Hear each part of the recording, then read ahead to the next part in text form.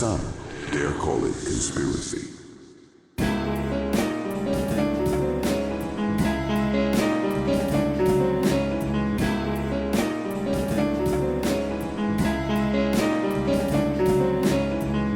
Welcome to Some Dare Call It Conspiracy with Brent Lee and Neil Sanders. As the planet spirals into a fascist dystopia, we thought someone really should keep a record of this decline, so that when the aliens are sifting through the ashes of civilization, they might be able to see where it all went wrong.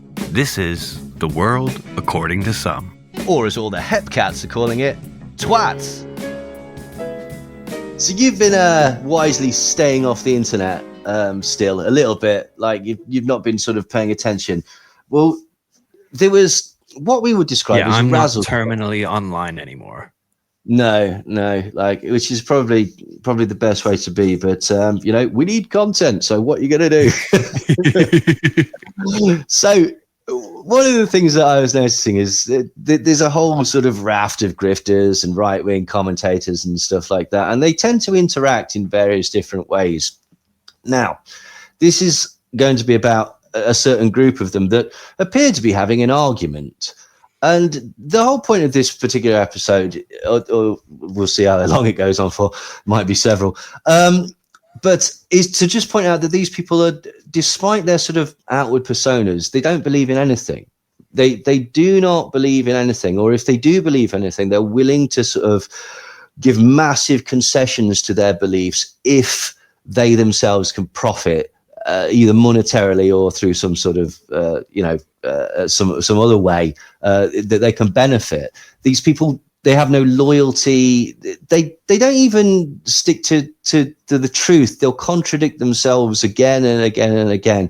It's all about generating outrage and giving people a platform and an outlet for, yes, I want to say that thing, which is usually something very, very nasty and unpleasant and racist. But the other thing about all of these people is they tend to couch this in a degree of intellectualism.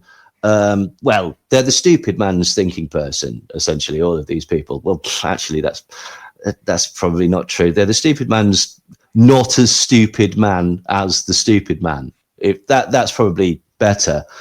And essentially, a group of them were arguing, and I thought, oh, this is great, because it turns into a fabulous bitch fest and soap opera. But first off, we're going to have to explain this term. Like, this is what we would, someday I call it conspiracy, would call a razzle stack. Now, a lot of people, particularly foreign listeners, might not know what a razzle stack is. So just to explain, they probably just don't know what Razzle is. Well, exactly. Yeah. Razzle was a magazine that featured pornography. It was not a particularly high cost or high quality magazine. Certainly wasn't up there with your Hustlers or your Playboys. It was deemed to be a little bit grubbier and grottier. More of like a Housewives kind of thing. Yeah, there's a lot of that. Readers' wives, should I say. There was a lot of readers' wives. There was a lot of photo shoots in like car parks and things like that. And just, in really grotty flats and stuff like that. But Razzle, they had a gimmick, shall we say, which was called a razzle stack. And what this would be where several young women would position themselves one on top of the other, making what would appear to be a ladder of genitalia. And so we have used the word razzle stack to describe, I don't know, people like the political party Reform or the band Coldplay.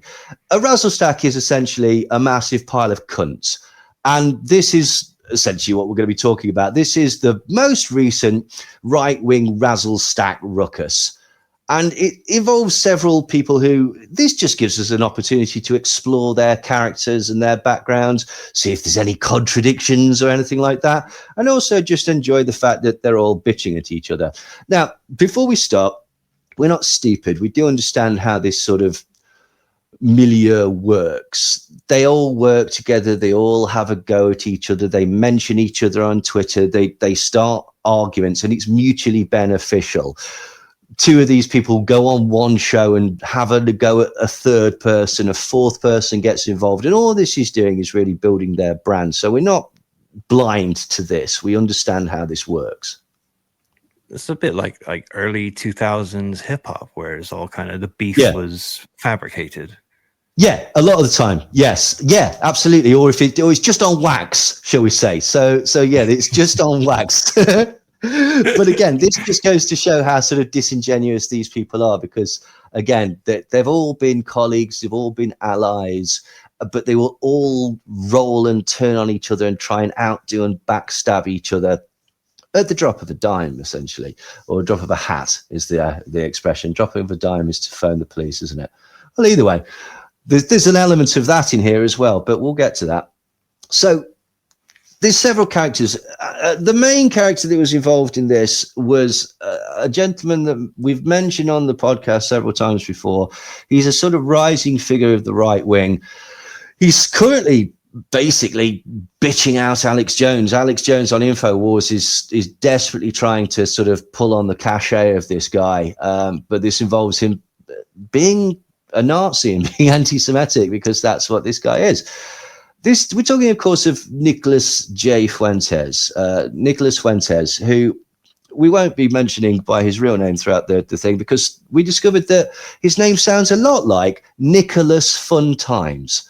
So we're going to be calling him Nicholas Fun Times, the fun-sized fascist, throughout this, because he's just a laughable character, really.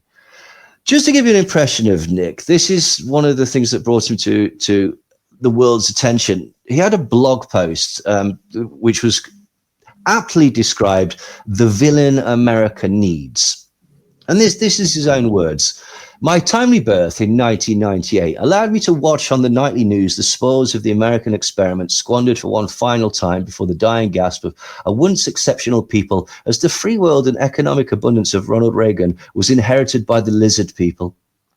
To understand how far the country has come before the virgin constitutional republic born of the revolution to the corrupt unitary technocracy of a new statist century, from George Washington to George W. Bush, everyone knows the country is going to hell. And if you don't, then you're a liberal apologist arguing why the change your president promised you is all that it was cracked up to be.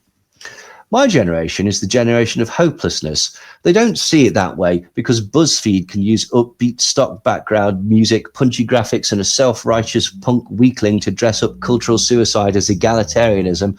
But we know better.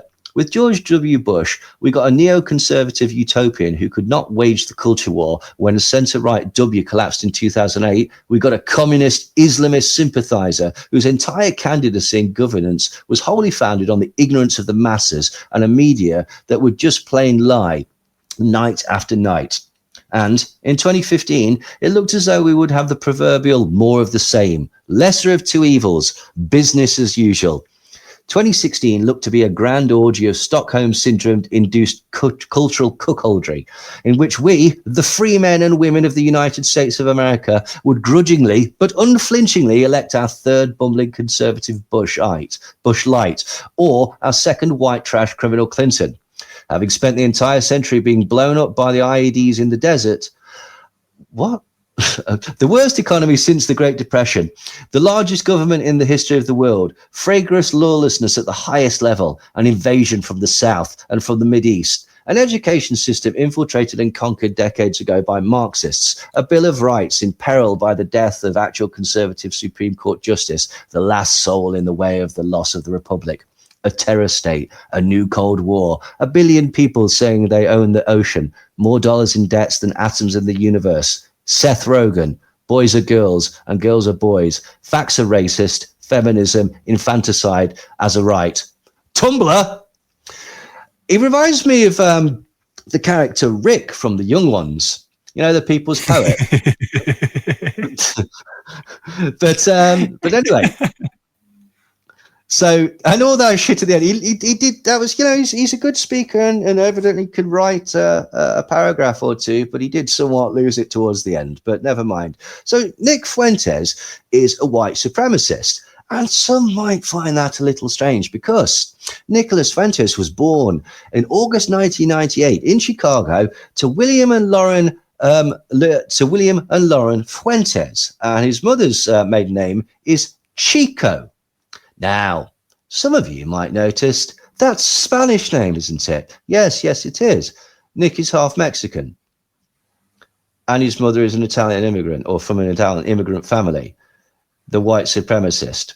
Now, some of you might be saying, but surely, Neil, this is just a classic case of somebody projecting their own inadequacies and self-loathing onto the zeitgeist. It's like, well, yes, probably. Fuentes lived in LaGrange Park, Illinois, and went to Lyons Township High School, where he was the president of the student council. He studied introductory international relations and politics during his freshman year at Boston University, but unfortunately dropped out in 2017. Do you know why he dropped out, Brent? No. What happened was he was a very prominent figure at the Unite the Right rally in Charlottesville, despite being only quite young at the time. I think he was about 18, something like that. He was really sort of like made his mark there. And so he claimed that he basically got a load of death threats. And so he had to drop out and transfer to a different university, but to one called Auburn. And he said that no, he didn't mind because it had better, wealthier, and ultimately better people. But ultimately, he didn't actually bother going through it. So the interesting thing about Nick is that he comes from sort of internet culture. And so a lot of what he says is couched in that it's the kind of culture where the white power thing, you know, the idea of the OK symbol being synonymously it is and it isn't. It's a joke. The whole sort of thing is built of in-jokes that are related to anime and internet memes and culture like that. And what Fuentes does is he identifies himself as an incel. An involuntary celibate, but he's actually got shit off some of his fans because they say that actually you're completely voluntarily celibate because you admitted to once kissing a girl at school. But Nick would basically describe himself as an incel. He would also describe himself as the straightest guy in the world, which is something that straight people definitely do. He also tried to defend himself as an incel by saying the only really straight heterosexual position is to be an asexual incel because having sex with a woman is gay. He went on to explain what's gayer than being like, I need cuddles, I need kisses, I need to spend time with a woman. But also, at different times, he's also stated that the optimal age for a wife is 16, which, as he had an explanation for this. He said that 16 is right where the milk is good, which is not fucking what? He said that age 16 is ideal for him as an age for a wife because that's right when the milk is good, and he wants a fertile womb and a childlike innocence. Which again, okay, there's some serious fucking red flags going on here. Do you think? Like, I mean, this is somebody that's terrified of women. Like, clearly, like, just I thought I knew stuff about Nicholas Fuentes, but I did not know this. Oh, there's going to be lots. Fuentes basically, he began commentating on politics through local radio and TV, and this was actually hosted by his high school, and he was fairly sort of just like mainstream conservative. He's actually a really good debater. To give him his due, there's some audio footage of him debating somebody, and yeah, he's really good. He knows his stuff. He can definitely sort of, you can see why he's successful in the field that he does, because he's a good orator, and he also seems to have sort of no shame, which is always good if you're trying to debate. So he started America First with Nicholas J. Fuentes, and this began in 2017. And this was about the same time that he was getting involved in Charlottesville. America First is taken from old fascist, the fascist party of America. It's overtly fascist. That's Nick's bag. He's a white supremacist, despite being half Mexican. He's desperately opposed to LGBT people, despite, you know. And basically he started this website to talk about politics and started moving further and further right. The thing is that, as we mentioned, because he comes from this internet sort of crowd, a lot of it can be sort of plausible deniability. It's just owning the libs. It's like, you know, for the lulz and stuff like that. There is this thing where basically it used to be called post-irony, essentially. Like, I don't mean that. I completely mean the opposite. But this is also used as a tactic to hide some really, really grim ideas, or to publicize and popularize some really grim ideas. So in April 2017, on his new burgeoning show, Fuentes asserted that Muslim speech was not covered by the First Amendment. And he went on to say, who runs the media? Globalists. And now it's time to kill the globalists. And I want all the people that run CNN to be arrested and deported or hanged, because this is deliberate. And this got him into bother, basically. Like the publisher of the show at the time was called Right Side Broadcasting Network. And this basically got him kicked off that particular platform. What he actually said was the First Amendment was not written for Muslims, by the way. It wasn't written for a barbaric ideology that wanted to come over and kill us. It was written for Calvinists. It was written for Lutherans and Catholics, not for Salafists, not for Wahhabists, not for the Saudi royal family. Don't think the founders had that one in mind. And it also was intended for citizens, not for immigrants. The irony. If the First Amendment protected everyone's rights to have their religion and express it in every country, we'd have our police in the Congo or in Uganda fighting against the Lord's Resistance Army. And you never hear that side of the story on the mainstream media. And why not? Why don't we ever hear about it? Why do none of our elected officials talk about this or like this? They know it's true. Why don't we hear about it on the mainstream media? We don't hear about it on Fox News, by the way. And why not? So, he actually admitted this in February 2022. He said that he was fired by the actual CEO of the company, Joe Seals. He went on to co-host a podcast called The Nationalist Review with a white nationalist called James Alsop, and he continued doing this until January 2018. Now, according to the Southern Poverty Law Centre, the two had a public falling out, with each host accusing the other of laziness, impropriety, and a variety of petty slights. That might become a theme with this person and other people in his orbit, but, you know, we'll see. Also in 2018, he spoke at the American Renaissance Conference, which was nothing to do with the Renaissance, can you believe? In July 2022, Fuentes appeared on the panel for the podcast Modern Day Debate. And the topic was, is there a war on men? And Fuentes decided that yes, there absolutely is. Now, he had some interesting arguments to suggest why there was a war on men. Now, usually people would potentially say, suicide rates. That's one thing that I've heard. Like people say, oh, suicide rates or disproportionate divorce proceedings or access to children, maybe something like that. That was not what Nick decided to go with. Do you want to have a guess at one of the main arguments that he had for men being under threat from this war? Gay actors. That's not bad. But not entirely. He said that the higher rate of autism diagnoses in men is evidence of a plot by the liberal elite to make men, and I quote, retarded through socialization. And also that basically it was clear to him that women are, and I quote, inherently stupider and more sinful than men.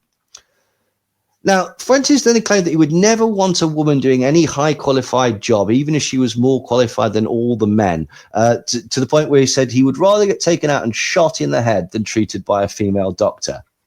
He also went on to basically say that men have the right to beat and rape their wives because the Bible gives them authority over women. So he's a class act. Now, again, a lot of this basically, there was the argument against it would be one of two things. Yeah, I believe that. Or this stupid idiot doesn't get the joke. Yeah, we see you. In 2024, he said, I totally see myself accidentally killing my wife because I just get mad, you know. We'll be like years into a marriage and I'm going to be angry about something. It's going to be a little too hot in the house. It's going to be one of those days where I haven't slept all night. I haven't eaten in a day. So I'm like in the worst possible mood. And she's going to say something and I'm going to just accidentally kill her. I'm just going to hit her and she's going to hit her head on the counter and she's not just going to like die. She's going to say something. I'm going to lose control. I'm going to blast her. And no, I'm just kidding. I'm kidding. I'm kidding. I'm kidding. I'm kidding. I'm just kidding. I'm kidding. These are just jokes. I would never put my hand on anyone. I'm a lover. I don't attack people, but women do piss me off a lot. In May 2023, a post on Telegram, Fuentes decided to state, when I began my career in 2017, I was considered radioactive in the American right for my white identitarian, race realist, Jewish-aware, counter-Zionist, authoritarian, traditional Catholic views. And he now seems to have basically found his audience. He has a huge following on Twitter and has this thing called the Groyper Army. Have you heard of this? Yes, I have. Yeah, of course. Yeah. The Groypers basically they're basically just his fanboys and stuff like that. Apparently, Groyper is one of the Pepe memes. There were different versions of Pepe, and Groyper was one of them, and that's where they took their name from. And which was another, symbol of the sort of far right meme culture, Kekistan and all hail Kek and things like that. Basically, the group is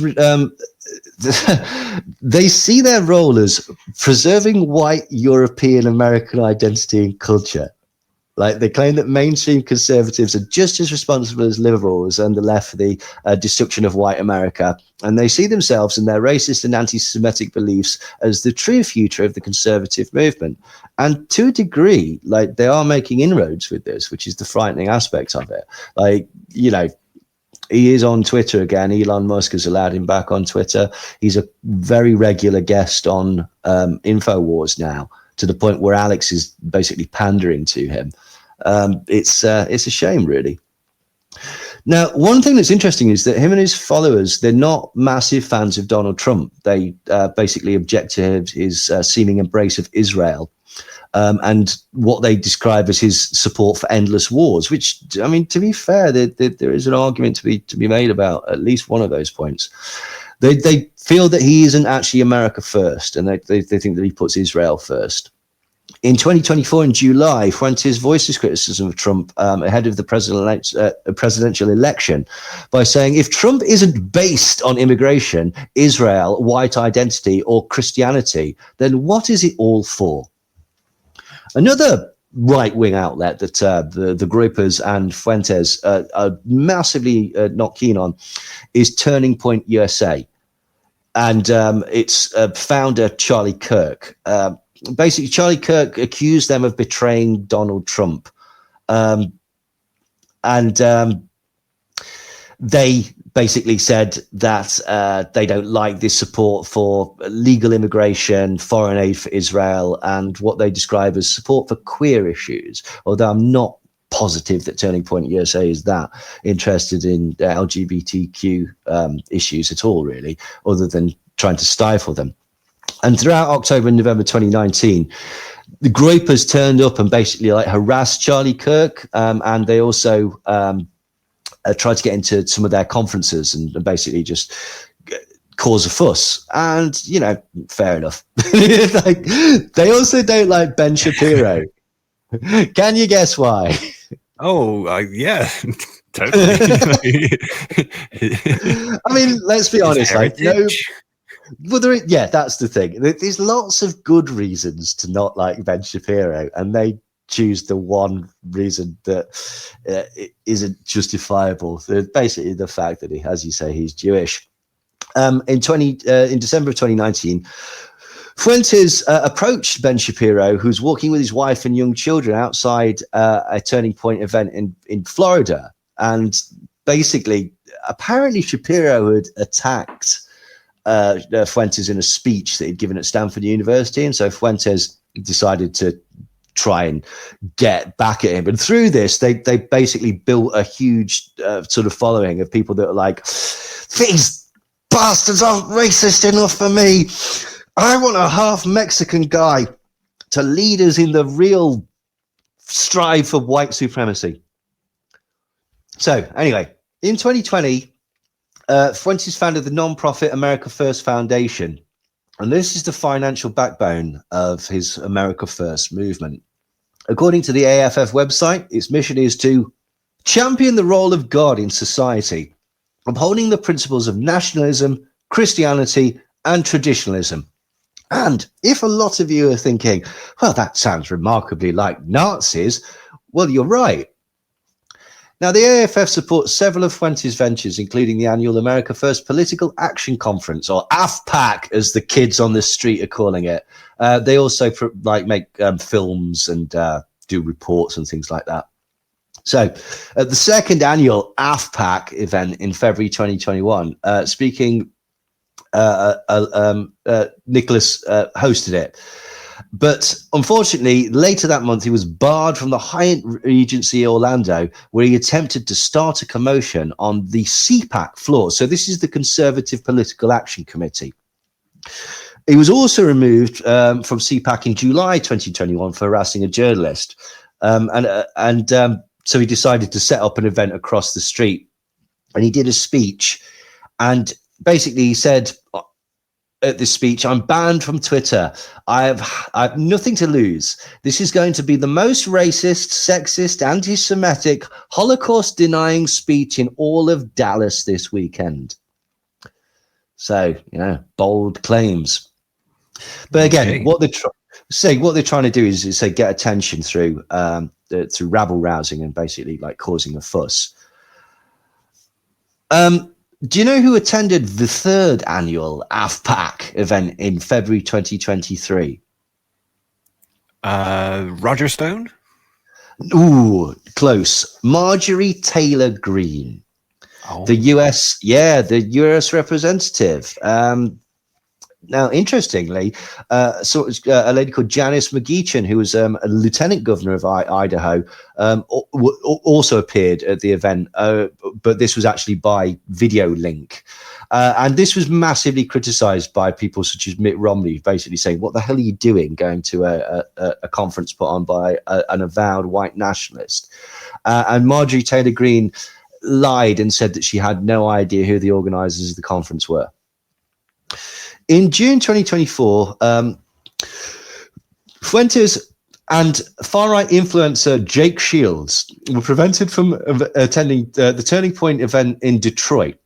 And at the same time, AFPAC 2024 sadly didn't go ahead because the venue cancelled it. So they had to, well, it did go ahead, but not at the original venue. They had to, at the very last minute, get a new venue, but it turned out to be all right because David Duke, the formerly of the Ku Klux Klan, decided to make an appearance as a special guest. He comes to save the day.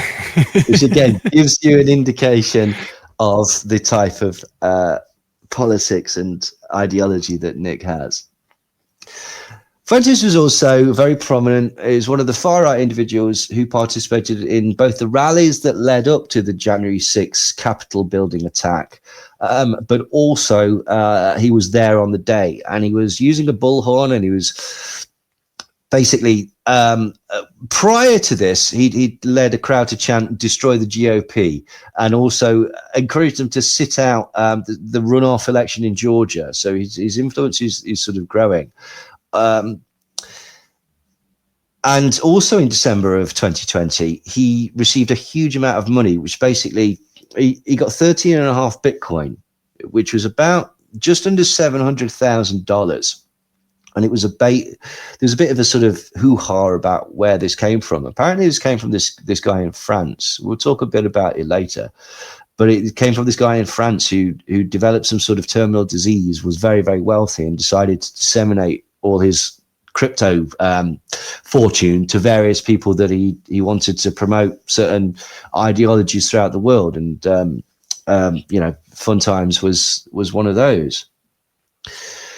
So 2 days before the storming of the US Capitol, Fuentes discussed killing state legislators who were unwilling to overturn the results of the election, saying, what can you and I do to a state legislator beside kill them? We shouldn't do that. I'm not advising that. But I mean, what else could you do, right? Now, according to a lot of media outlets, Fuentes was actually part of the mob that attacked the Capitol building. Now, for a long time, there was a video that was floating around of Baked Alaska fucking around with the phones. Baked Alaska is another far-right influencer, and he was pissing around with the phones in Nancy Pelosi's office. And there was a guy in a hat in the background that everyone took to be Nick Fuentes because he looked very, very similar. That wasn't Nick. Nick was actually outside. But questions have been raised because he appears to be wearing a VIP badge for some reason. So why Nicholas Fuentes was given VIP status at the remember, it was at the beginning, it was a speech by Trump and various people connected to the Trump administration. And he didn't enter the building, but he is on film bullhorning and encouraging people to take the Capitol back, keep moving towards the Capitol, to disregard the police. And that's strange, basically. He shouted, we just heard that Mike Pence is not going to reject any fraudulent elector votes. That's right. You heard it here first. Mike Pence has betrayed the United States of America. Mike Pence has betrayed the president, and he has betrayed the people of the United States of America, and we will never, ever forget. Another clip shows him basically encouraging rioters to storm the US Capitol. He said, keep moving towards the Capitol. It appears we are taking the Capitol. Keep marching and don't relent. Never relent. Break down the barriers and disregard the police. These politicians don't represent us. They betray us. And now we are forcibly evicting them from the people's house. They should live in fear of the American people who they have betrayed over and over again. He went on to say, we're witnessing potentially the beginning of the second American Revolution. And this revolution could take place, and I hope bloodlessly, or it can take place another way. But either way, this American Revolution must take place because our sovereignty and constitution and our country have been stolen from us. Trump supporters are the only people in this country who back the blue, but the blue does not back us. So we're done backing them. And then he celebrated the rioters overrunning the police lines and breaking into the building by shouting, look at that, we've taken over the Capitol building, say goodbye to the Capitol Police.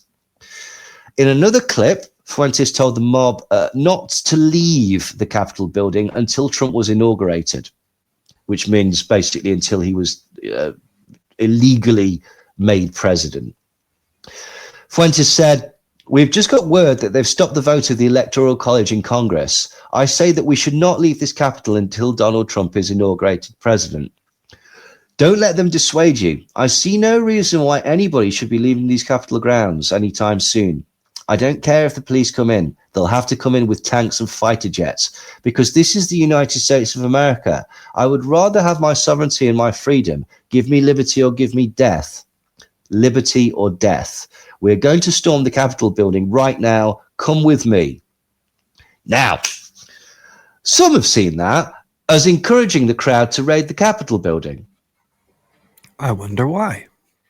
Because that's essentially what he did. Do you want to know what punishment right? Nicholas Fuentes? Yeah, do you want to know what punishment Nicholas Fuentes received for said encouragement for people to stay on the grounds, break into the buildings, disregard the police, and break down the police's barriers? Do you want to know what punishment he received? As much as Donald Trump has? Exactly. Nothing. Absolutely nothing. And a lot of people thought that was quite suspicious. And we'll come to that in a bit. I'm one of those people right now, that's for sure. I mean, it certainly is strange that because, you know, other people certainly seemed to get more punishment for less encouragement. And also, here's the interesting thing. In the conspiracy world, the take on the January 6th is that it was an inside job encouraged by the feds, essentially. like people either dressing up as Antifa or bad actors, encouraging people to into the trap of going into the Capitol building to delegitimize the actual message of Donald Trump. Well, I mean, that's exactly what he did. He encouraged people to go into the building.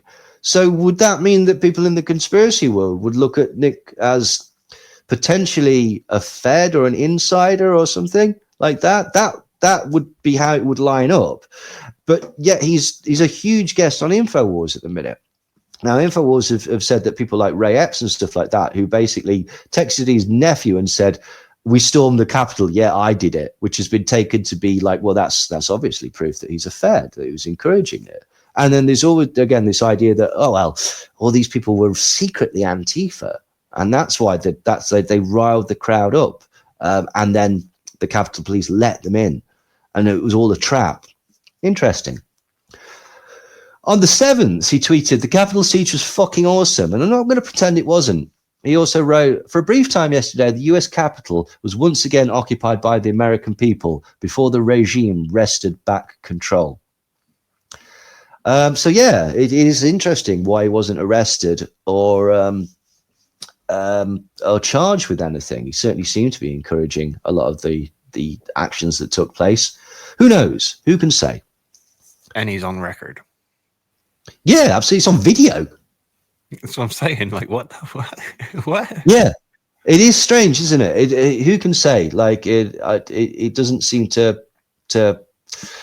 add up. But in the years following it, he was actually a vocal advocate for a blanket pardon of the defendants, including the violent offenders. And on the 4th anniversary of the Capitol storming, he claimed it as Patriots' Day, which is a term that's been coined by a lot of the people who were there, and called on President Donald Trump to pardon all J6 prisoners.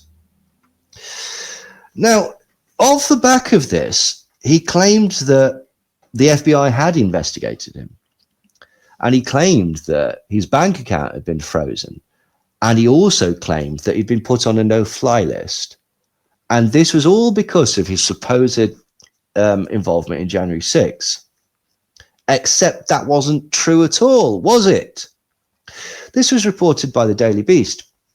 White nationalist Nick Fuentes claimed in 2021 that he was put on a TSA's no-fly list as a victim of overt political persecution. Around the same time, he bragged that the federal government froze one of his bank accounts containing a sum in the 6 figures range.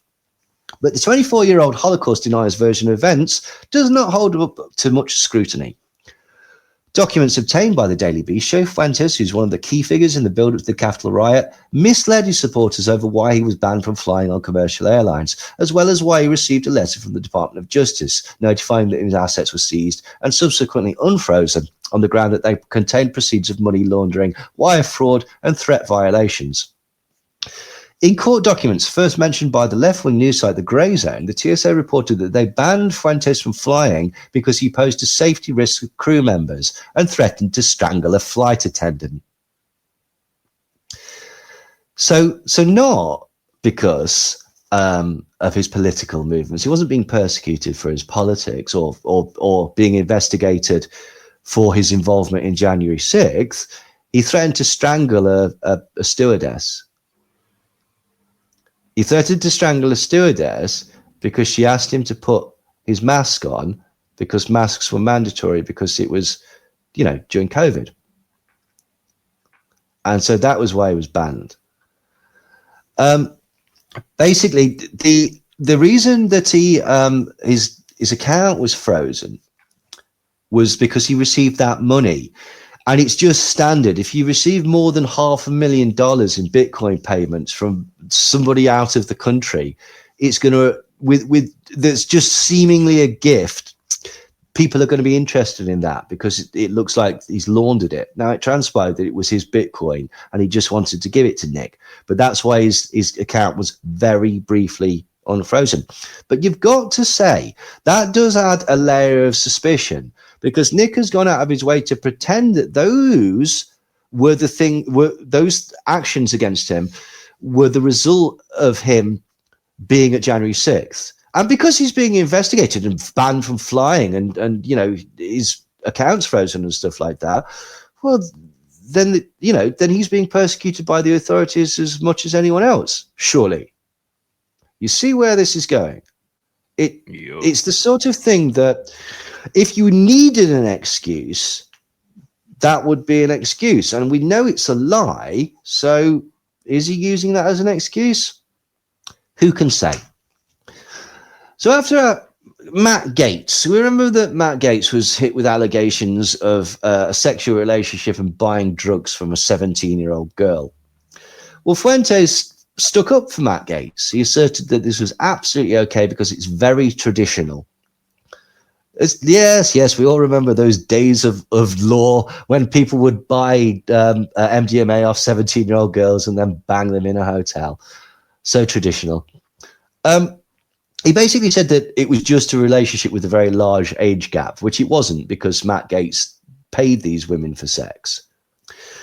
He also claimed, and those red flags that you sort of felt earlier. Well, see if this is one, because Nick has claimed that the age of consent is a radical feminist invention.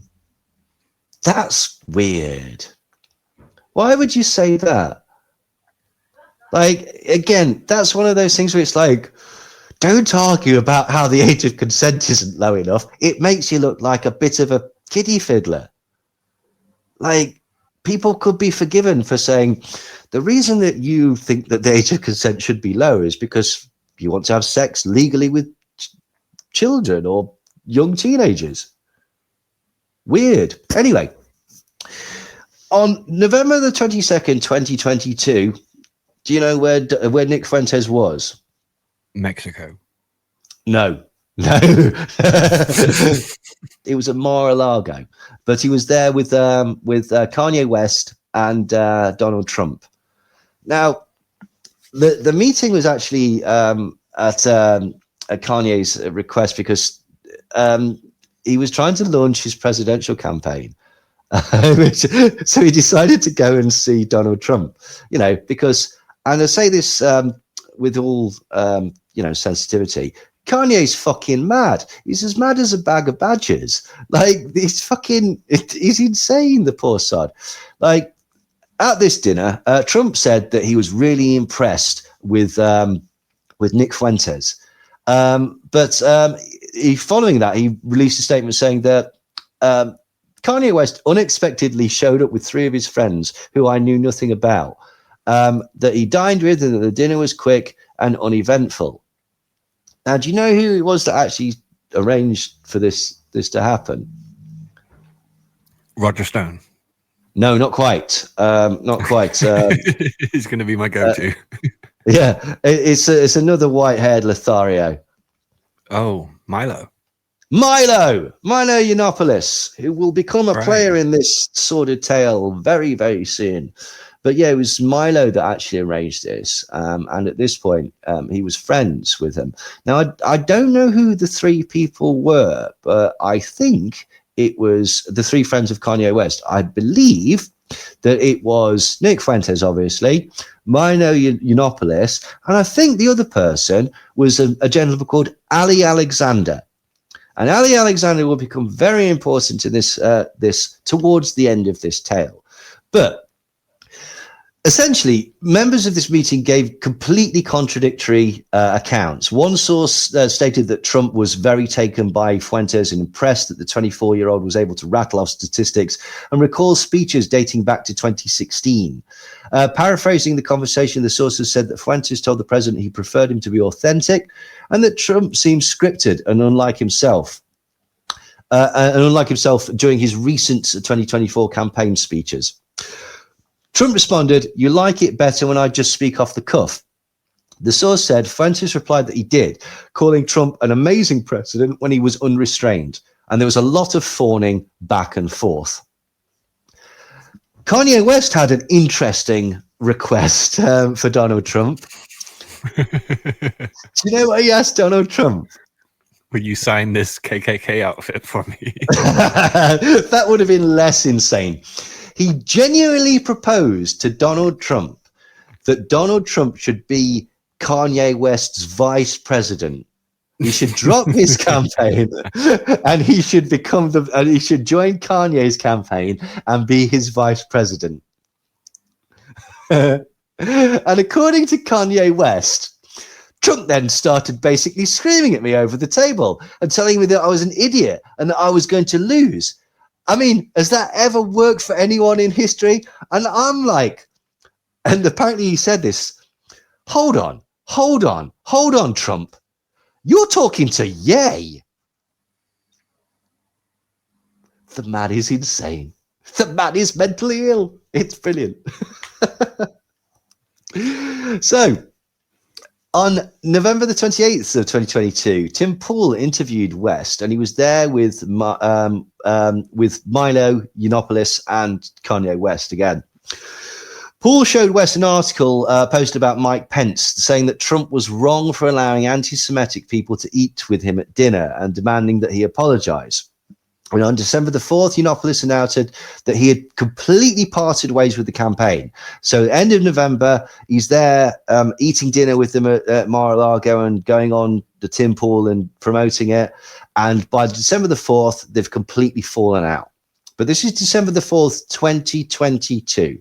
Okay, so also this was about the time when basically Nick went on InfoWars with Kanye West, and West decided that it was the best time to declare that he loves Adolf Hitler and that the Holocaust wasn't real, and that he loves Nazis. He also, that was the one where he had a fishing net. Netanyahu thing, yeah. Netanyahu, yeah. It still doesn't work. Like, it's terrible.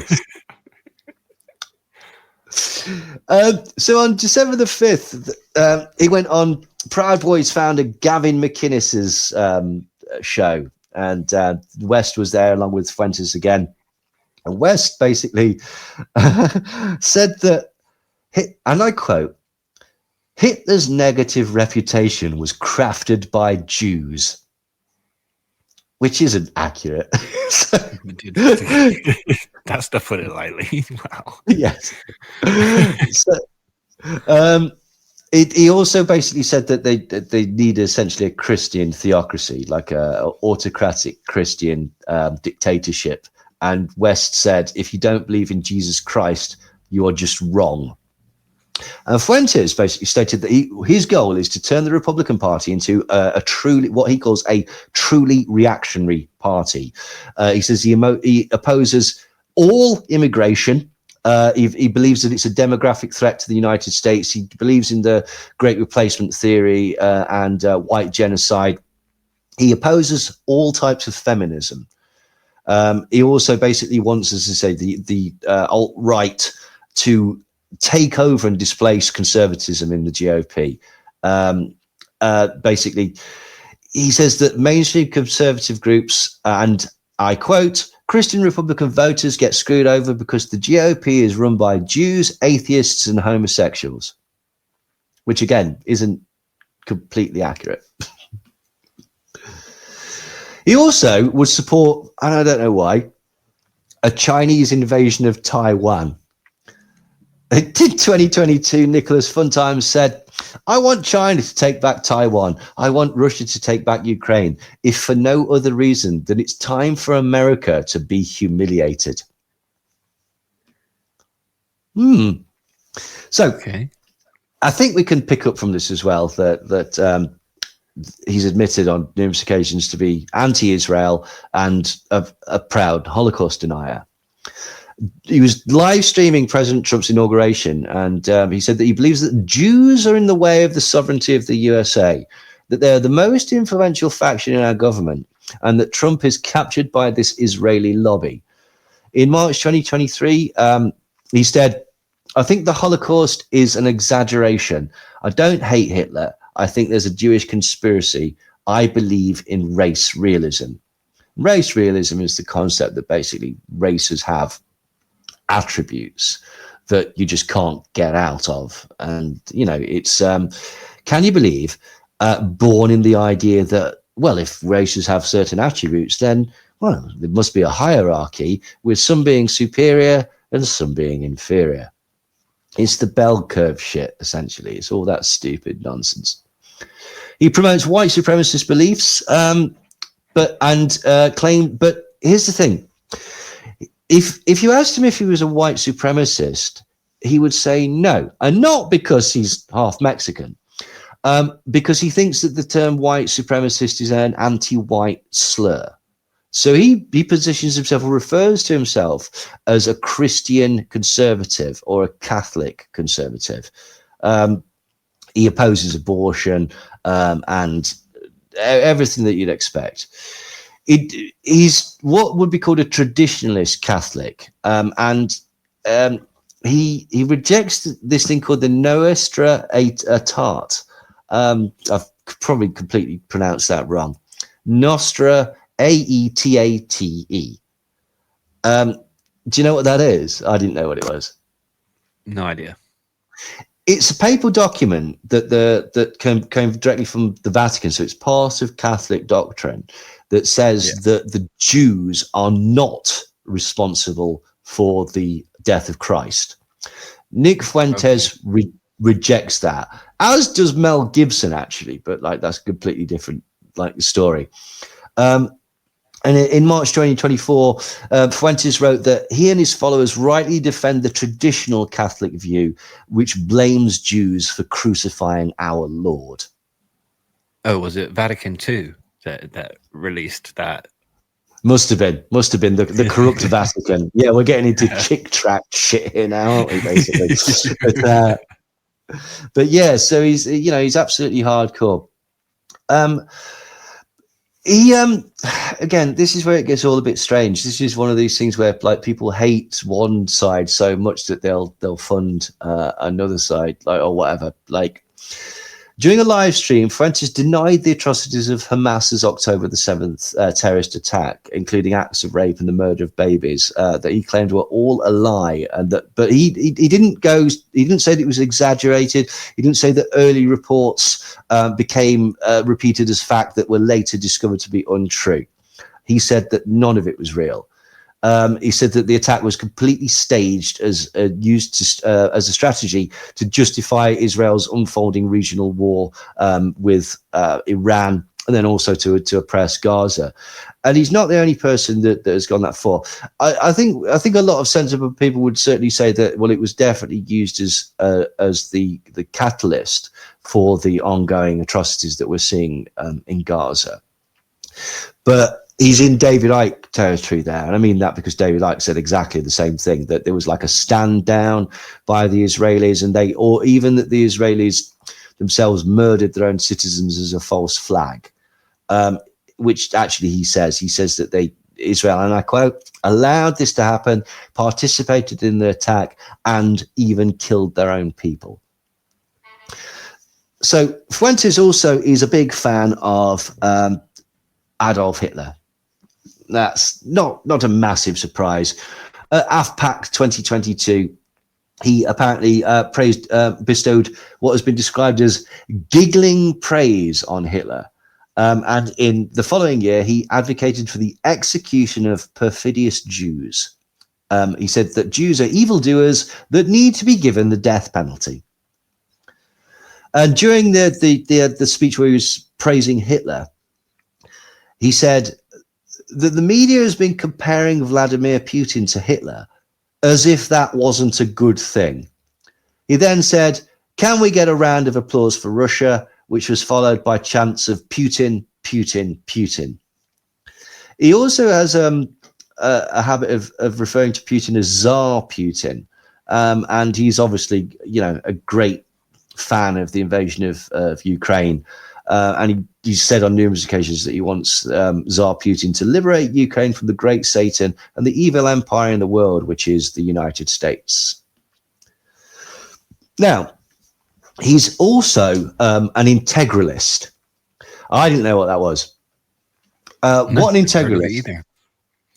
An integralist is a Catholic that argues that the principle of the Catholic faith should be the basis of public law and public policy within civil society. So things that are forbidden by Catholic doctrine would be against the law. Okay, so a Catholic fundamentalist then. Yeah, essentially, absolutely. Yeah, okay. Also describes himself as a Christian nationalist. So again, Right, people might be noticing, like, hang on, this is like essentially ISIS tactics, but with Christianity. And it's like, yes, it's exactly that, absolutely that. It's also fascism. He said, "You're either Catholic or you're a Jew." Yeah. He also basically he's not gone so far as to say Zog, like Zionist organized government, because he doesn't mince his words. He said that basically it's a Jewish occupied government. So jog. Jog. Also, in a way that's definitely not self-loathing projection, he's spoken out vehemently against the LGBT agenda. And he's described transgender people and same-sex marriage as deviancy. He also basically, Louis Theroux interviewed him like a couple of years ago. And he also, on the same show, Baked Alaska, did an incredibly embarrassing rap about Donald Trump. It's it's a shit show of a program, to be quite honest.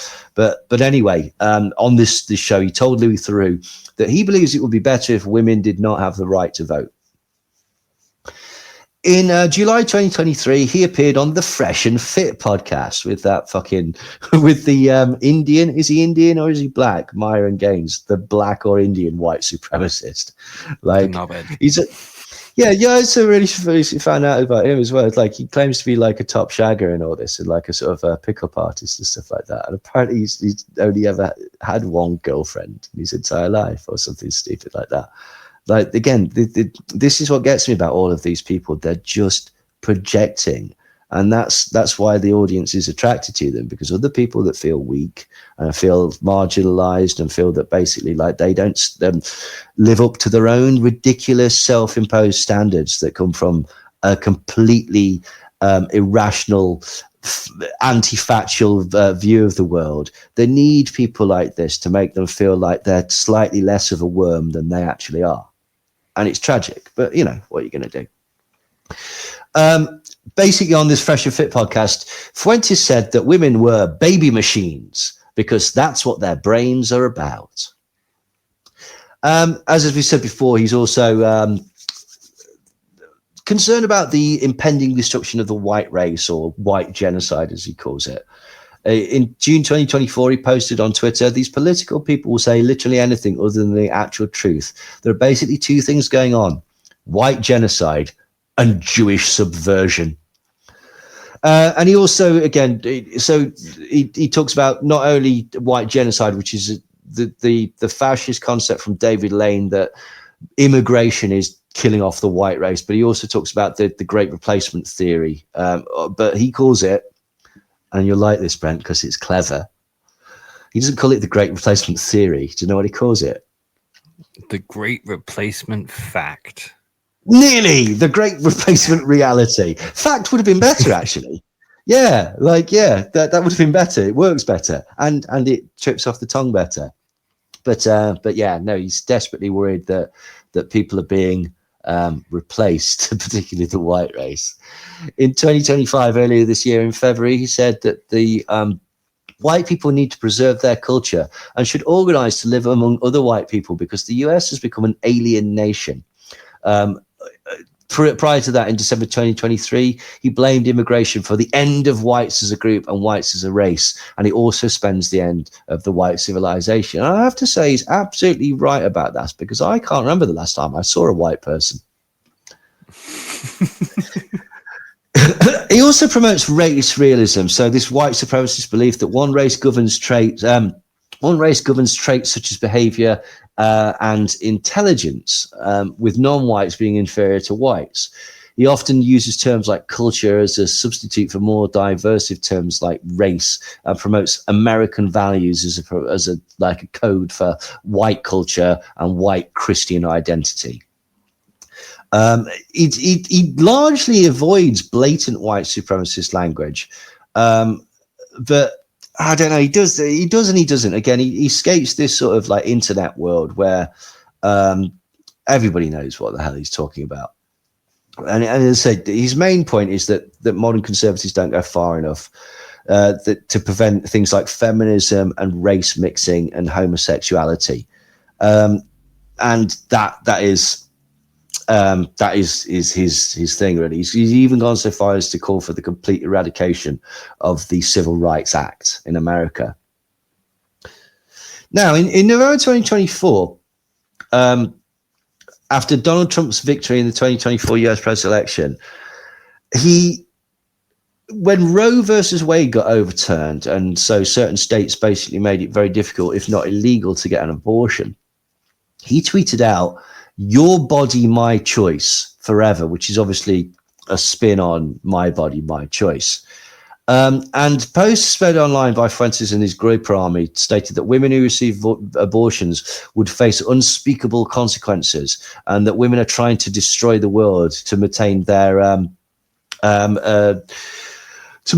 reproductive rights. They've also, the Groypers have got this acronym, RKD4NJF. Do you know what that stands for? Rape, Kill, Die for Nicholas Joseph Fuentes. Those edgy fuckers. Pathetic, isn't it? They're just so fucking sad. Yes, they are. So anyway, he also says that if you're a groper, you're not allowed to masturbate or think about girls ever. So he's doing this thing about my body, your choice, my body, your body, my choice forever, blah, blah, blah. And on November the 10th, a lady called Marla Rose, an activist from the city, approached his house because Anonymous doxed him. The hacker group doxed him and showed the outside of his house. And so people started to turn up at Nick's house. And this lady called Marla Rose walked up the stoop. And I don't know if she'd even pressed the bell or even managed to knock. But Nick, have you seen the video? Nick answered the door by spraying the woman with pepper spray. Now, rather embarrassingly, the body cam footage of him speaking to the police came out, and he said in it that he was terrified for his life by this woman, which made him come across as a bit of a pussy. And he also said that whatever you heard about me being a white supremacist isn't right because I'm half Mexican. Again, they just got but this didn't really sort of hold any water, and he was charged with battery, and it later appeared in court in December 19th. I don't know what's happening with that. As far as I know, it's still ongoing, but I don't know. A few days later, something slightly less funny happened. A man armed with a pistol and a crossbow showed up at his home at 11:30 at night. He was a guy called John Lyons, and he'd previously killed his mother and her two adult children, and then gone round to Nick Fuentes' house, knocked on the door and shouted for Nick to come out. Now, Nick was actually doing a live stream at the time, and so didn't realize that this guy was outside. And the guy later got into a gunfight with the police and was killed. And Fuentes actually made a statement on X saying, "Last night, an armed killer made an attempt on my life at my home, which was recently doxed on this platform." He also wrote, "The gunman carried a pistol, crossbow, and incendiary devices. I believe he intended to kill me. He is now dead, and I am okay." But this is Nick Fuentes, right? Okay, and he's a deeply pathetic tragedy. He's the sort of person that if he wasn't such a loathsome, unpleasant cunt, you would feel deeply, deeply sorry for him. He's a joke. He's a cliche. He obviously despises his own existence. He rails against foreigners whilst being Mexican. He screams about LGBT people whilst most people suspect him to be a deeply closeted homosexual.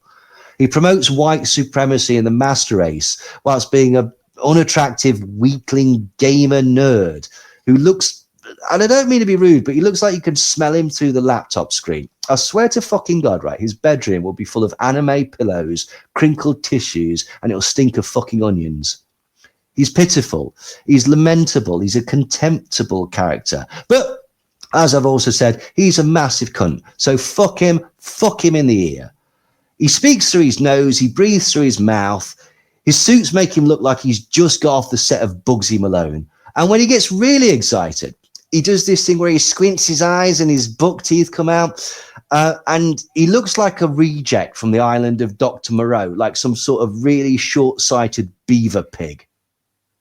But anyway, that's Nick Fuentes.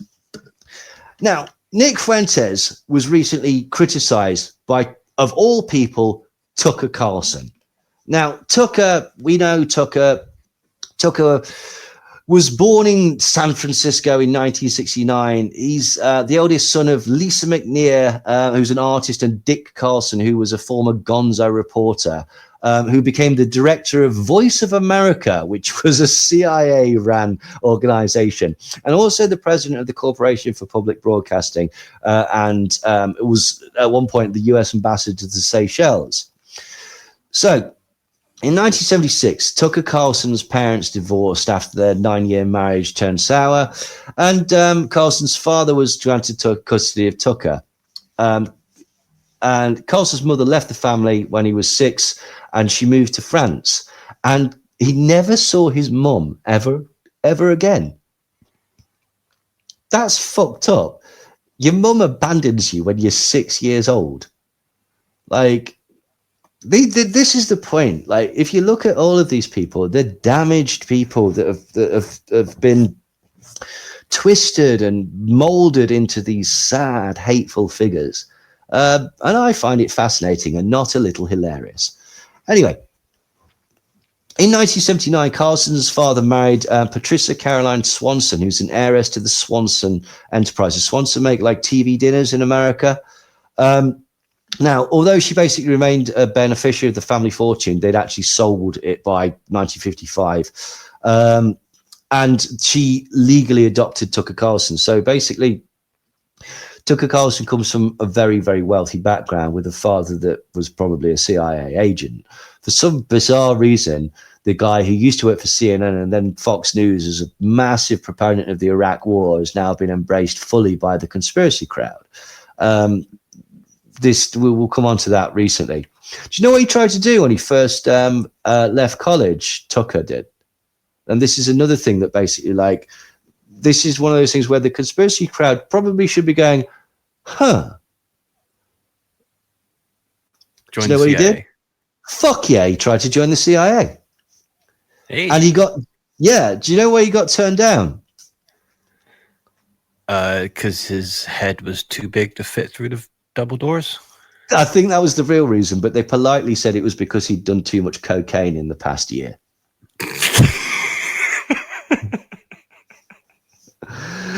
So his nose was too big to get through the double doors. Yeah, potentially. Like, and you can't be a spy. You're leaving a trail of bloody snot behind you. Anyway, he decided then to pursue a career in journalism with the massive encouragement of his father, who said, yeah, do that. They'll take anybody. So, like, ironically, Tucker Carlson's first job in journalism was as a fact checker. Yeah, but he was a fact checker for Policy Review. Now, Policy Review is a journal that was actually published by the Heritage Foundation. The Heritage Foundation, if anybody's listened to my ranting on about Cambridge Analytica, the Heritage Foundation is the deep state. They are the think tank that essentially promoted Donald Trump, and without the Heritage Foundation, Donald Trump would not have been the president. It just isn't. Like, the Heritage Foundation and the Council for National Policy include people such as the Mercers, Steve Bannon, Michael Flynn, Kellyanne Conway, and Mike Pence, and various other people that were deeply, deeply entrenched with the Trump administration. But he's anti-establishment because he's mean to Mexicans or something. Anyway, he then moved to the Arkansas Democrat Gazette, which is in Little Rock, Arkansas. And this was basically in 1995, which is about the same time that documentary Banging in Little Rock came out. Although I don't think Carlson has any gang affiliation, let alone being a sort of jumped in member of the Bloods. But he then basically joined the American Spectator. In 1999, Carlson interviewed the then governor, George W. Bush. And in this, he quoted Bush mocking Carla Faye Tucker, who was executed in Bush's state of Texas, and also claimed that Bush frequently used the word fuck. And this basically led to really bad publicity for the Bush 2000 presidential campaign. And President Bush claimed that Mr. Carlson misread, mischaracterized me. He's a good reporter. He just misunderstood about how serious that was. I take the death penalty very seriously. That's my Bush impression. It's not bad. Anyway, so he basically nearly fucked up the career for George Bush before becoming a massive sycophant for him.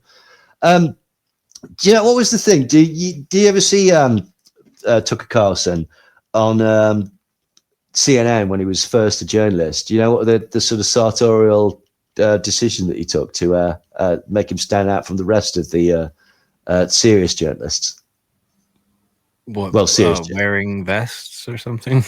And the bow tie and the vest. Yeah. He looked a little bit like sort of Jerry Lewis in the Nutty Professor. Bizarrely,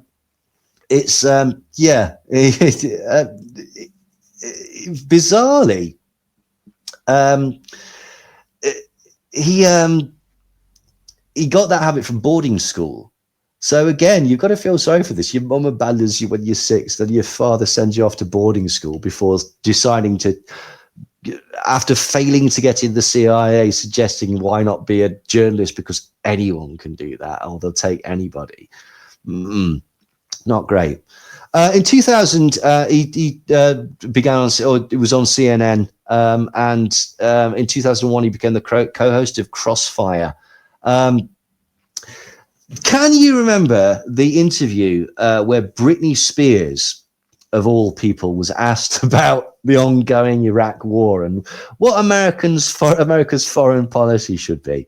To which she said, "I think we should just trust our president in every decision he makes." The interview was by Tucker Carlson. I didn't realize that. I thought it was by a woman, to be quite honest, but I've got it confused with another one. So yeah, where Tucker Carlson was the person that pressed the pop star and teenager Britney Spears on what her thoughts were about America's foreign policy during the war in Iraq. What a prat. He then went on to do various other shows, Tucker Carlson Unfiltered, and various other things. He also in 2010 launched a political news website titled The Daily Caller. Now, the Daily Caller became another one of these things that sort of skated the line between conservative news and conspiracy theories. And started to, I don't think it's unfair to say, indoctrinate people into that type of thinking. In June 2017, the Center for Media and Democracy said that the Daily Caller was paid $150,000 by Donald Trump's presidential campaign in 2016 for its list of subscribers, who the Trump campaign then emailed at least 25 times. This was clearly a conflict of interest and had clearly violated journalistic standards. Nothing was done about this. In May 2019, that was when, in May 2009, that's when Tucker Carlson decided to go to Fox News. And that's where he spent the majority of his career until he was let go for numerous reasons. Ahead of the 2020 election in September, Carlson told viewers that Democrats were promoting mail-in voting to create uncertainty over the outcome of the election so that they could manipulate the results. And after Joe Biden won the election in November, Carlson raised false allegations of fraud.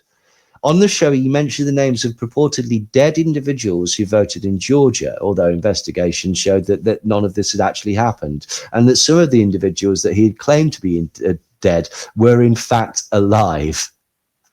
So he named people on the show as being dead and having, improperly voted. And these people had to get in touch with Fox News and say, "No, I'm not quite dead." It was a bit like that, the sketch in Monty Python and the Holy Grail. Nonsense, you'll be stone dead in a minute. He also decided that it was a good idea to promote the idea. He got involved with this idea that Venezuela and Cuba and unidentified communist interests had used secret algorithms to hack into voting machines. This was Sidney Powell, remember the prosecutor connected to the Trump campaign? She promoted this idea that the Venezuelan government had somehow helped Biden to steal the election. Yeah. But now, initially, he was fairly sort of like, wow, fair enough, just saying that what Powell was describing would amount to the single greatest crime in American history, but that Powell became angry and told us to stop contacting her when we asked for evidence of widespread voter fraud. Now, at the time, he was actually criticized for his skepticism of Powell. But so what he did was he then brought on his show, Mike Lindell, the man from the My Pillow. And this is when he fucked up, because he basically decided to criticize Dominion voting systems. And Mike Lindell on Tucker Carlson's show claimed that they'd hired hit groups of bots and trolls to target him, and that also Dominion voting systems were used to fraudulently take the election. In July 2021, Carlson suggested there was actually meaningful voter fraud in Fulton County, Georgia, despite the state's election results being validated by vote and machine counts. PolitiFact noted that none of the evidence provided by Carlson substantiated his conclusion. For example, because Trump and Biden ballots were sorted into separate piles during the hand recount, tally sheets with votes exclusively for either candidate are not indicative of fraud. But he said that they were. He said that it was ridiculous. It was absolutely nonsense. And as a result of this and numerous of the claims that he made, in 2022, August of that year, Carlson was actually deposed as part of the lawsuit by Dominion Voting Systems against Fox News over false claims of voter fraud made about the company. The following February, Dominion's legal team released texts and other products of discovery against Fox. And this was interesting because despite what he said on television, text revealed that Carlson actually doubted the claims that the 2020 election was stolen, and he mocked Trump. He mocked Trump advisors, including Rudy Giuliani and Sidney Powell, and he said that it was all bullshit. He texted to Laura Ingraham, "Sidney Powell is lying, by the way. I caught her. It's insane." And he also texted to Laura Ingraham, "Our viewers are good people, and they believe it." Carlson also texted to Sean Hannity, saying that the White House correspondent Jackie Heinrich should be fired for tweeting a fact check of false claims that Carlson had himself tweeted out. He wrote, "Please get her fired. Seriously, what the fuck? I'm shocked. It needs to stop immediately, like tonight. It's measurably hurting the company. The stock price is down, not a joke." He then said that, "I just went crazy on a Fox executive over Heinrich's reporting. Heinrich's tweet was deleted by the next morning." So basically, like, he's saying that this is negative for my reputation and for the reputation of Fox News because you're pointing out that we've lied. And what that resulted in is this woman who pointed out accurately that he lied got fired. Also, texts were published about Donald Trump. Do you know what Tucker Carlson said about Donald Trump? He said, and I quote, man. Nearly, he said, "I hate him passionately." He also said, "We're all pretending we've got a lot to show for it because admitting what a disaster it's been is too tough to digest. But come on, there really isn't an upside to Trump." Holy what? But this is a point. This is the whole point of this, is that they're all bullshit artists. They just lie to everybody's faces. They're doing what they feel is beneficial to themselves, basically. It's but it did backfire because on April the 24th, 2023, Carlson was dismissed by Fox News. It doesn't appear that he received advance notice of this. Basically, on Friday, he said, "I'll be back on Monday." And he was never back. A bit like his mum, just gone forever. But hey ho. Fox didn't actually provide complete reasons, but the Los Angeles Times actually wrote that Rupert Murdoch himself had ordered Tucker Carlson to be fired. So, yeah.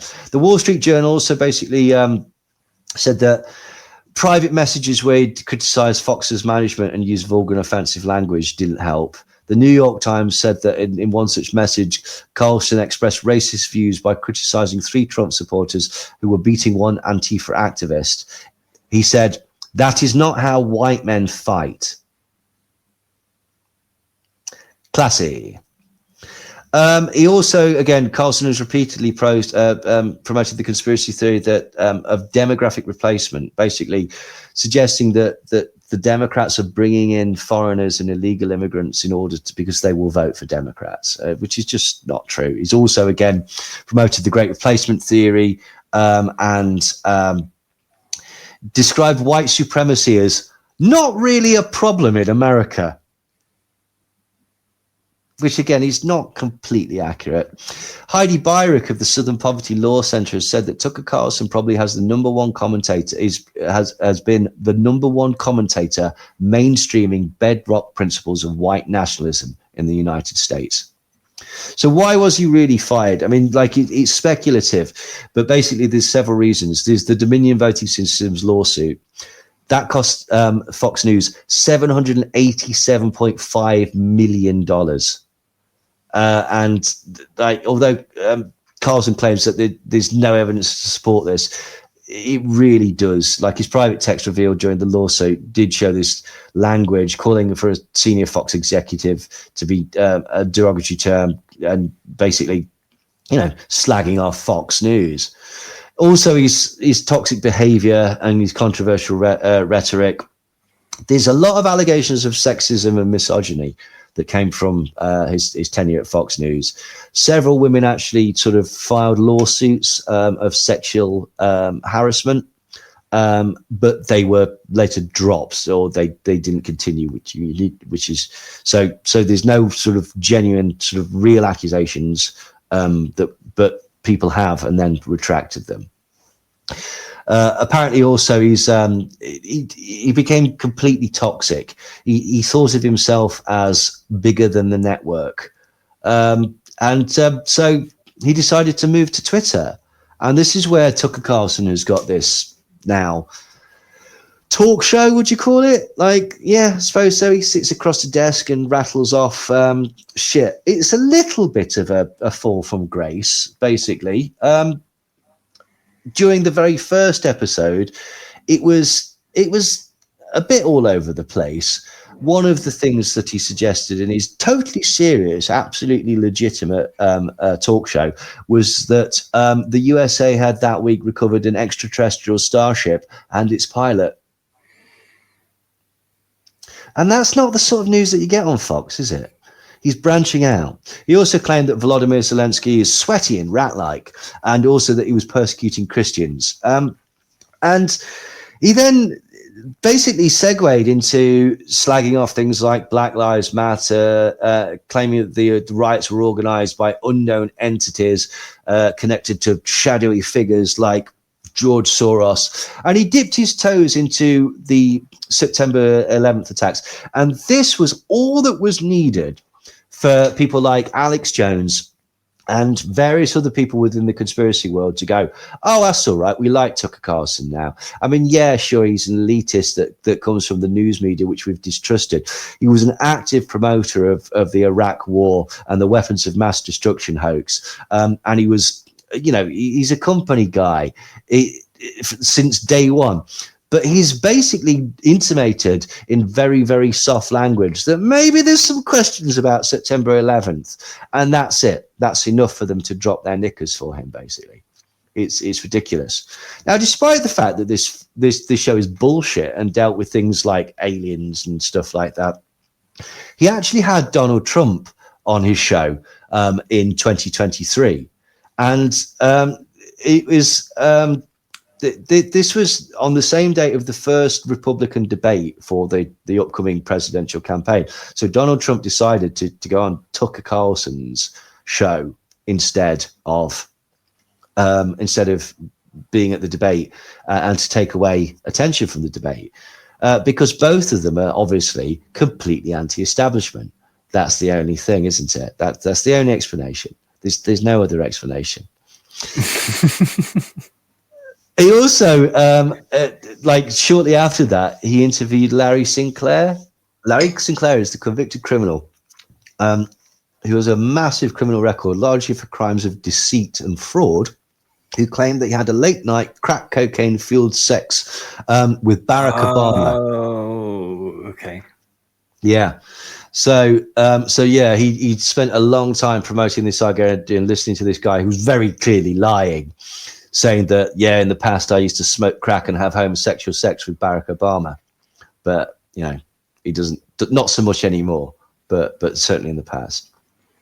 He also traveled to Russia in February 2024 to interview President Putin, who he's been a massive defender of. And it was rather embarrassing because basically he set it up as a right softball interview for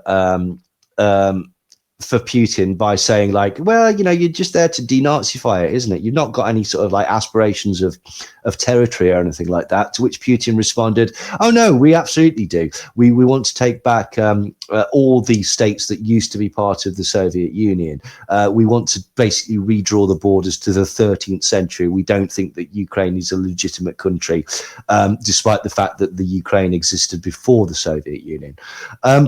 And this is he then did loads of sort of softball propaganda shit by going to like. Hold on. I was looking something up.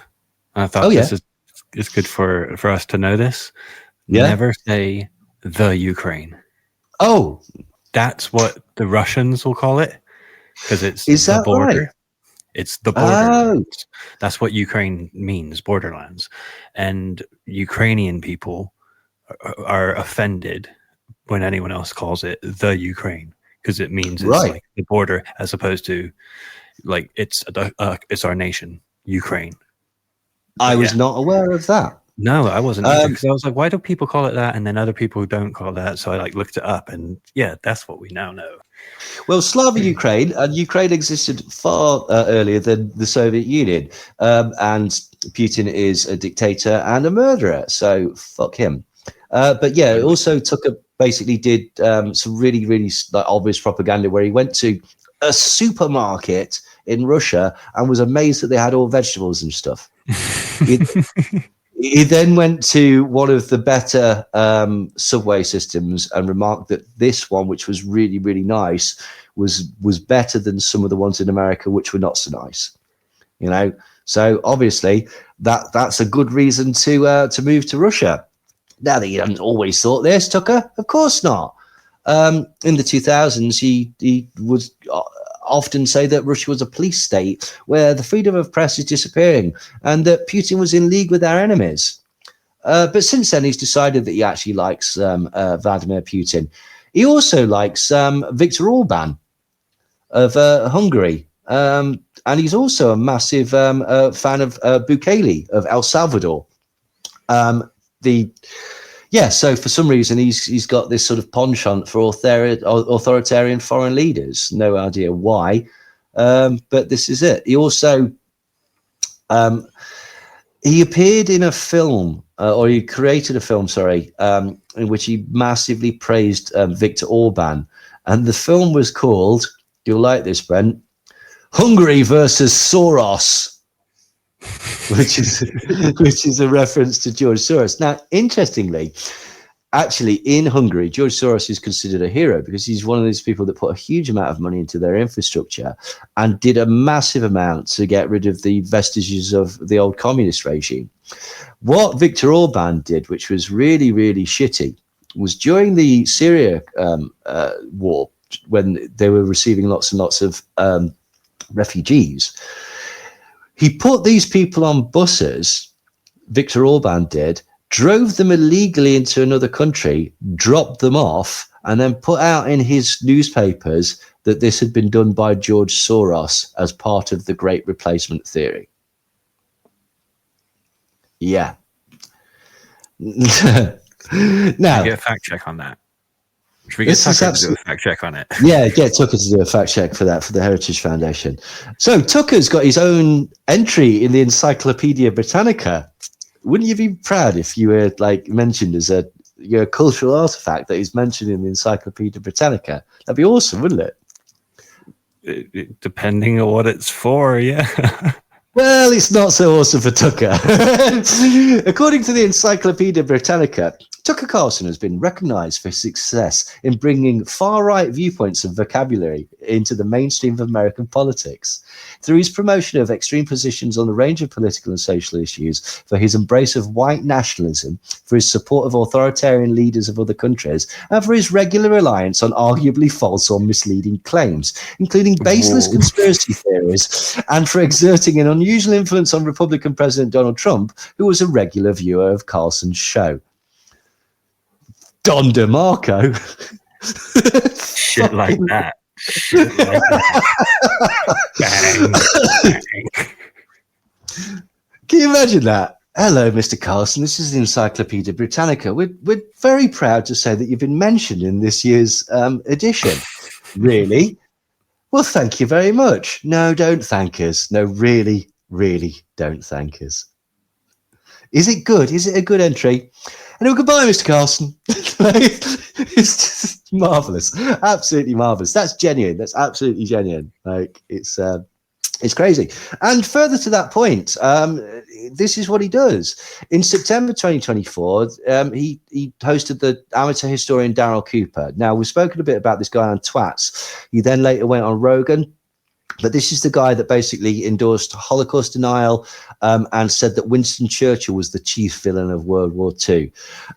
He also said that the Nazis didn't intentionally perpetrate the Holocaust. It just sort of happened because they, oh God, we've accidentally murdered 6 million Jews. Oh Christ. Oh, how awkward. Which is just obviously not true. I mean, if anybody believes that, just go and find out what they said at the 1C conference. Or watch the film Conspiracy with who the fuck's in it? Kenneth Branagh. That explains the planning for the Holocaust. So anyway, this is the sort of person that he promotes on his show, and he's obviously doing it to pander to certain people. But this is the game that they're all playing, the disingenuous game of skirting white supremacist neo-Nazi type shit and seeing how far they can push it while still seeming to be not complete shit people, except for Nick Fuentes, who doesn't give a fuck. Also in 2024, Carlson shared with a documentary producer that he believes that he was mauled by a demon while he was in bed. Now, we have discussed this a couple of times on T.W.A.T.S. because it's just hysterical. He said, that's what happened to me. I had a direct experience with it. In my bed at night, I got attacked while I was asleep with my wife and 4 dogs. I was mauled, physically mauled. Carlson, who apparently says he still bears the scars, said that his assailant was a demon, and this demon was unseen and left claw marks on his side. He said he was going to sleep. I was totally confused. I woke up and I couldn't breathe, and I thought I was going to suffocate. I walked around outside and walked in, and my wife and dogs had not woken up, and they're very light sleepers. And I had this terrible pains on my rib cage and on my shoulder. I was just in my boxer shorts, and I went and flipped the light on in the bathroom, and I had 4 claw marks on either side underneath my arms and on my left shoulder, and they're bleeding. He added that he explained the encounter to an assistant, an evangelical Christian, who told him that happens. People are attacked in their beds by demons. I've just thought about that, actually. If he's got one scratch mark that's going under his left side, perhaps reaching around towards his chest, and then he's got one scratch on his right shoulder going down to the front of his side, well, that implies that the demon was maybe clutching him closely from behind. What was this demon doing to Tucker Carlson that made him cling on to him from behind that hard in order to draw blood? Who can say? It's a mystery. Might well be. Sounds like it. Sounds like, unfortunately, he's been sodomized by a demon, which is what happens when you put yourself into this spiritual warfare zone. He also thinks that nuclear technology was created by demons. No, seriously, he said, nuclear weapons are demonic. There's no upside to them all. And anyone who claims otherwise is either ignorant or doing the bidding of the forces that created nuclear technology in the first place, which were not human forces. So either he's saying that he believes that demons created nuclear technology, or he's having a fucking dig at Oppenheimer. He said that the discussion was on the perceived spirituality involved in the US development of atomic bombs that were dropped. And basically, yeah, he thinks that the influence that created the technology behind nuclear bombs was demonic. And he genuinely believes that. Yeah, I did too. Like, to be fair, like, we got to throw Jack Parsons in there. You know, this is. That's a fair point. The moon child and stuff like that. Yeah, that's it. Like, there is a legitimate. There's a narrative to it. Reason, yeah, to link the two because of Jack Parson and his link to the OTO. Was he OTO? Was he Golden Dawn? He was one of the two. But the Moonchild. Yeah, the Moonchild thing was essentially him and L. Ron Hubbard, the founder of Scientology. They went into the desert and performed a sexual ritual whereby L. Ron Hubbard had sex with Parsons in order to bring forth a demon which would impregnate their friend. Was it Marjorie Jones? Was that her name? I can't remember. But this woman. Remember. I don't remember them having sex. I remember reading. I think that was part of the ritual. No, I think it's that they. Or am I confusing that? Am I confusing that? I might be confusing that with the Chronozon Aleister Crowley ritual, because they both wrote to Aleister Crowley. This is how my mind may have clocked this up. They wrote to them and told them about it. Was the Babylon working. That was what it was called, wasn't it? They wrote very proudly to Aleister Crowley saying that we've tried the Babylon working. We think we've achieved a degree of success. To which Crowley replied, "These louts are trying to make a moon child." He was just not impressed by them at all and thought they were amateurs and stupid. There is a theory that was put forward by an incredibly anti-Semitic guy that Margie Cameron, that was the name of the woman, because they try and link the Cameron name to the Montauk Cameron guy and all that shit. Anyway, we're going off on mad tangents here. That she actually gave birth to this moon child, and then the baby was put in a capsule which was put next to the very first nuclear bomb test. It was attached to it in order to, I don't know, turn it into the Incredible Hulk, whatever it is that nuclear radiation does. But that was a theory. Complete bullshit, obviously, but that was a thing. So anyway, we're bang up to date because in this ridiculous talk show that he's got, Tucker Carlson invites Candace Owens on. And during the course of the argument, during the course of the conversation, Tucker feels that it is important for him to describe Nick Fuentes as a weird little gay kid in his basement and also an angry little gay kid.